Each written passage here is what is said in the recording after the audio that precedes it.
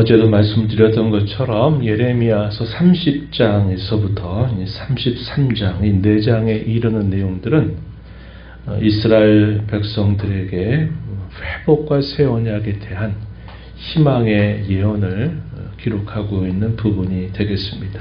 그래서 예레미야서 전체 가운데서 이 부분은 가장 백미다, 그런 말씀을 드렸습니다. 그래서 신약 시대에 대한 예언을 예레미야를 통해서 하나님이 하신 것입니다. 그게 이제 우리가 오늘 또 읽은 말씀 가운데서 새 언약을 세우시겠다라고 하는 그 말씀을 통해서 예언하신 것이고, 이러한 예언이 지나고 여러 시간들이 흘러서 마침내 하나님께서 약속하신 메시아 예수님이 이 땅에 보내주신 그 일로 인해서 이 새 언약을 성취하시는 일이 있게 된다는 것을 우리가 알게 됩니다. 그래서 우리가 구약의 복음서라고 말할 때 흔히 이사야서를 말하기도 하고, 또 특별히 예레미야서, 긴 이 선지서의 내용 가운데서 이 부분은 대단히 중요한 복음의 약속을 건네주고 있는 부분이 된다 하겠습니다. 오늘 우리가 읽은 앞부분의 내용에 보면요, 1절부터 17절에 이런 내용은 하나님께서 평강과 영광과 기쁨과 풍부함으로 자기 백성들을 회복시켜 주실 것에 대해서 기록을 해줍니다. 그리고 18절부터 20절 이런 내용에서는 유다 민족들이 하나님의 은혜로 회개하게 될 것이다, 하나님께서 그들을 영접해 주실 것이다 라고 하는 말씀을 건네주십니다. 그 결과 우리가 읽은 21절부터 이하에 주어지는 내용들은 그들이 번성하고 그들의 삶의 여러 풍부함이 그들에게 주어지게 될 것이다 하는 것입니다. 그러한 궁극적인 근거가 과연 어디에 있을까라고 말할 때 하나님께서 새 언약의 약속을 그들에게 주시기 때문이다 하는 그 사실을 우리가 확인할 수 있습니다. 그리고 그 이하에 38절부터 마지막 절 이런 내용에서는 그 언약이 성취될 것에 대한 하나의 예기적인 사건, 미리 보여주는 사건이 예루살렘 성이 다시 재건되는 일이 있게 될 것이다 하는 겁니다. 그래서 하나님이 이 새 언약의 약속을 이루시는 것에 대한 하나의 예기적인, 미리 보여주신 하나의 사건이 예루살렘 성이 재건되게 하신 일이다 하는 겁니다. 어떻게 됐던가요? 실질적으로 하나님의 백성들이 바벨론 70년 생활을 하던 중에 하나님의 때가 차니까 전혀 극적인 방식으로 하나님 백성들이 다시 약속의 땅으로 돌아오게 되는 사건이 있습니다. 애굽 땅에 400여 년 이상 살았던 이스라엘 자손들이 애굽에서 나올 때 그들이 무슨 힘으로 나올 수 있었겠습니까? 하나님의 그 능력과 위엄을 통해서 애굽의 소나기에서 벗어나서 그들이 자유의 백성이 돼서 약속의 땅에 이르게 하셨던 것처럼 바벨론 70년의 포로 생활을 마치게 될 때 그들의 힘과 그들의 능력으로 나온 게 아니라 바벨론 나라를 패망시킨 고레스 왕의 칙령에 따라서 이스라엘 자손들이 다시 유다 땅 예루살렘으로 다시 귀환하게 되는 일이 실제로 일어납니다. 이것도 역시 기적 같은 일이죠. 하나님께서 자기 백성들을 구원하신다고 하는 사실에 대한 구약 시대에 보여준 대표적인 아주 큰 사건이 바로 이 출애굽 상국과 바벨론 포로 귀환 사건이다 하는 것을 우리가 알게 되고, 이런 일이 실제로 성취되죠. 그래서 세 차례에 걸쳐서 이스라엘 자손들이 예루살렘으로 돌아와서 그들이 한 두 가지 일을 꼽으라 그런다면 우리가 아는 바와 같이 가장 먼저 한 일이 성전을 재건하는 일이 있게 되고, 그리고 그 이후에 귀환한 백성들이 예루살렘 성, 무너진 예루살렘의 성을 다시 재건하는 일이 있게 됩니다. 그래서 실제로 이러한 일들이 이루어졌다는 거예요. 이것이 이루어진 걸 보게 되면 하나님께서 훗날에 새 언약의 약속을 이루실 것이다 하는 것을 바라보라는 겁니다. 분명히 이 일을 이루실 것이다 하는 사실이고, 이제 우리가 역사 후기에 사는, 말세를 사는 저와 여러분이 볼 때는 이러한 새 언약이 바로 예수님을 통해서 성취되었다 하는 사실을 우리는 기억하게 됩니다. 예수님이 십자가 지시기 바로 전날 밤 제자들과 최후의 만찬을 하시면서 예수님이 성만찬을 제정하시면서 이것은 내가 너희를 위해서 주는 내 몸이다. 이것은 내가 너희를 위해서 흘리는 새 언약의 피. 이렇게 예수님 말씀하시면서 그 내용들이 성취된 사실을 분명하게 보여주고 있다는 것입니다.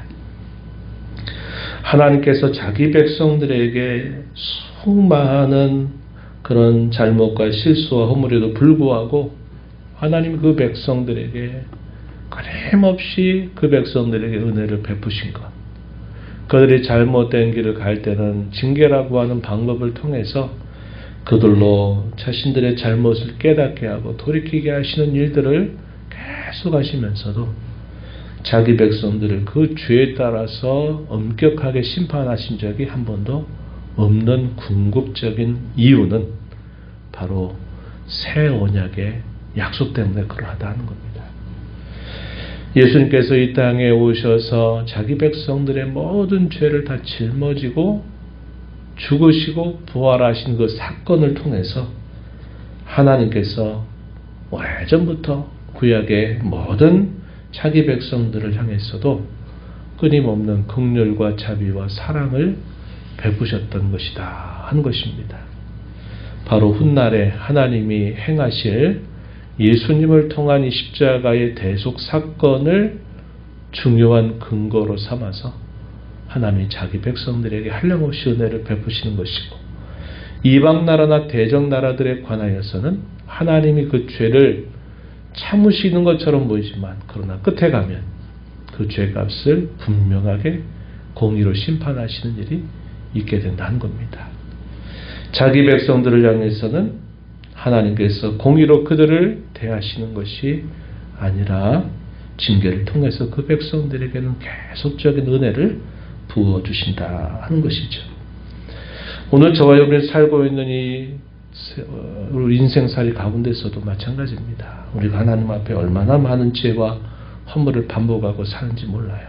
그러나 하나님이 우리를 깨닫게 하고 또 회개하게 하고 우리에게 또 죄 용서의 기쁨을 주시고 또 우리가 하나님 앞에 죄를 범해서 또 할 때에도 하나님이 우리를 불쌍히 여기시는 근거는 역시 우리 때문이 아니라 예수님께서 이 땅에 오셔서 우리의 모든 죄값을 대신하여 죽으시고 부활하신 그 사실 때문에 우리가 은총을 입고 살아가는 자가 되었다는 것을 알게 됩니다. 그래서 우리가 읽은 본문 가운데 특별히 여기 31절부터 37절의 이 새 언약의 약속은 참 놀라운 약속이 아닐 수 없어요. 옛적부터 이런 약속이 주어지기 옛적부터 에덴 동산에 타락하고 범죄한 아담에게 은혜를 베푸시고 그 이하의 모든 인류에게 은혜를 베풀어 주셨던 일들, 또 훗날에 또 오늘 저와 여러분이 살고 있는 마지막 말세의 때에도 하나님께서 거침없이 은혜를 베푸시는 중요한 근거가 바로 예수님의 공로다. 예수님의 대속의 은혜 때문에 우리가 이런 은혜를 받는다 하는 사실을 우리가 확인할 수 있게 되는 것입니다. 내용들을 보게 되면 하나님께서 그때 하나님이 약속하신 때가 됐을 때 하나님이 이스라엘 모든 종족의 하나님이 되시고 그들은 하나님의 백성이 될 것이다 라는 말씀을 다시 약속해 주셨습니다. 31장 1절 말씀에 보면 여호와의 말씀이니라 그때에 내가 이스라엘 모든 종족의 하나님이 되고 그들은 내 백성이 되리라 이렇게 말씀을 하십니다. 이스라엘을 다시 세우실 것이다 할 때 다시라고 하는 말을 여러 번이나 반복하시면서 내가 내 백성들을 다시 세울 것이다 라는 말씀을 세 차례나 반복하십니다. 4절 5절에 보면 그런 표현들이 반복이 돼요. 그러한 중요한 계기가 되는 사건 8절에 보면요, 그들을 북쪽 땅에서 인도하며 땅끝에서부터 모을 것이다. 바벨론 귀한 사건에 대한 사건을 이야기하고 있습니다. 하나님은 이스라엘의 아버지가 되시고 에브라임은 하나님의 장자가 되신다. 흩어진 자들을 다 모으시고 목자같이 그들을 지키실 것이다. 10절에서는 약속하십니다. 또 12절 가서 보시면 또 이렇게 말씀하셨어요. 물된 동산 같겠고 다시는 근심이 없을 것이다 라고 말씀을 하십니다. 그래서 하나님께서 자기 백성들에게 이런 회복의 풍성한 은혜를 그들에게 주실 것이다 라고 말씀하시고, 또 17절로 가서 보게 되면 뭐라고 말씀하시냐면 너의 장래에 소망이 있을 것이라. 너의 자녀가 자기들의 지경으로 돌아오리라. 여호와의 말씀이니라. 여호와의 말씀이니라. 여호와가 같이 말씀하시니라. 이런 표현들이 여러 차례 반복되죠. 이게 왜 그럴까요? 하나님이 자신의 그 변치 않는 이름을 두고 내가 이렇게 반드시 너에게 해주리라. 마치 보증하는 듯한 그런 표현을 그들에게 전달해 주시기 위해서 여호와가 말하느니라, 여호와가 이와 같이 말씀하시니라, 이런 표현들이 거듭거듭 반복되고 있다는 사실입니다. 하나님의 백성들의 장래에는 소망이 있을 것이다 라는 말씀을 주시는 것이죠. 우리가 읽었던 말씀에 가서 보면 22절에 여호와가 새 일을 세상에 창조하였다라고 말씀하는 겁니다.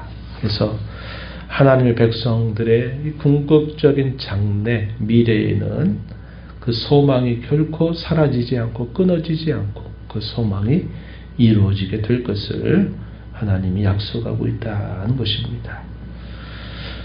우리 오늘 부름받은 하나님의 자녀가 된 저와 여러분에게 주어진 이 약속도 이러한 소망이 반드시 성취되리라고 하는 약속입니다. 복스러운 미래가 하나님의 자녀로 부름받은 저희 모두에게 반드시 성취될 것이다. 어떤 일이 있어도 어떤 상황이 역사 가운데 펼쳐지고 어떠한 역사적인 진통을 겪는 일이 있다 하더라도 하나님께서 약속하신 것은 결코 패해지거나 사라지지 않고 성취될 것이다 하는 사실을 우리는 확신할 수 있다 하는 것입니다. 하나님이 그러한 자기 백성들에게 이런 말씀을 약속하시면서 그들이 때가 되면 회개하게 될 것을 그들에게 말씀해 주십니다. 깨닫는 것이다 이 말이죠. 바벨론 생활을 그들이 하면서 왜 우리가 그때 그렇게 했을꼬? 왜 우리가 살아계신 하나님 외에 다른 우상들의 마음을 그렇게 빼앗기고 그렇게 많은 선지자들을 통해서 말씀하셨거늘 왜 그때 깨닫지 못하고 어리석은 짓을 했는고 하는 그러한 깨달음과 함께 그들이 돌아오게 되는 역사가 있을 것을 하나님이 말씀해 주십니다. 18절에 보면 에브라임이 스스로 탄식함을 내가 분명히 들었노니 주께서 나를 징벌하심에 멍에에 익숙하지 못한 송아지 같은 내가 징벌을 받았나이다. 주는 나의 하나님 여호와이시니 나를 이끌어 돌이키소서. 그리하시면 내가 돌아오겠나이다. 내가 돌이킨 후에 뉘우쳤고 내가 교훈을 받은 후에 내 볼기를 쳤사오니 이는 어렸을 때 치욕을 짐으로 부끄럽고 욕됨이니이다 하도다. 하나님이 그들을 낮추신 일을 통해서 결국 그들이 깨닫고 돌이키고 회개하는 역사가 있을 것이고 하나님은 그들의 회개를 받아주시고 그들을 영접하실 것이다 하는 것도 하나님의 약속으로 이루어질 일이 된다는 것을 보여줍니다. 그래서 참된 회개라고 하는 것도요, 우리가 하는 것 같지만 실제적으로는 하나님의 강권적인 은혜와 이끄심이 없으면 참된 회개도 우리가 할 수 없다는 것을 알게 됩니다. 이것도 하나님의 은혜로 우리에게 주어진 놀라운 선물이고, 이러한 일들을 통해서 그들의 심령의 내면적인 회복을 주셔서 감사와 기쁨과 찬양의 소리를 나타나게 하고, 그들이 살아가는 삶 속에서도 회복과 번영의 역사를 하나님이 이루어 주실 것이다 하는 내용들이 우리가 이 31장의 내용을 이루고 있습니다. 시편 30편 4절 5절에 보면 이런 말씀을 하시죠.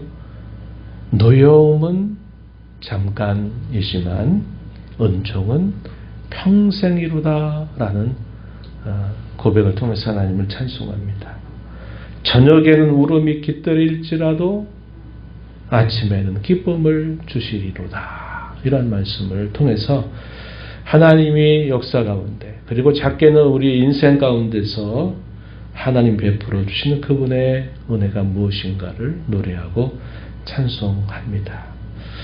우리의 삶 속에 하나님이 그와 같이 우리와 함께 하고 계심을 우리가 기억하면서, 우리가 때로 벌을 받고 어려움을 겪는 것은 있을지라도 그건 잠깐이고, 하나님의 은총은 평생 동안 우리의 인생을 에워싸고 있다는 사실들을 기억하면서 우리가 하나님의 은혜에 대한 감사를 가지고 주님을 기쁜 마음으로 섬겨가는 저와 여러분이 되어야 하겠습니다. 저와 여러분을 사랑하셔서 넉넉하게 회복시켜 주신 하나님의 손길을 우리가 보고, 그 하나님의 손길에 우리의 인생을 온전히 맡겨드리면서 살아가는 저와 여러분이 되어야 하겠습니다. 새 언약의 실현을 통해서 죄의 용서를 받고 또 의롭다 하심을 받고 영생을 받게 하신 그 은혜를 늘 감격하고 감사하면서 살아가야 하겠습니다. 우리에게 이미도 성취된 사실이면서 궁극적인 성취의 그날은 아직 우리에게 남겨져 있는 마지막 약속이 될 것입니다. 이런 하나님의 약속을 바라보면서 지금 우리가 여기서 살면서도 이런 회복의 은혜를 날 경험하며 살아가는 것은 참으로 복된 일이 될 것입니다. 그 길이 두 가지예요. 하나가 뭐냐?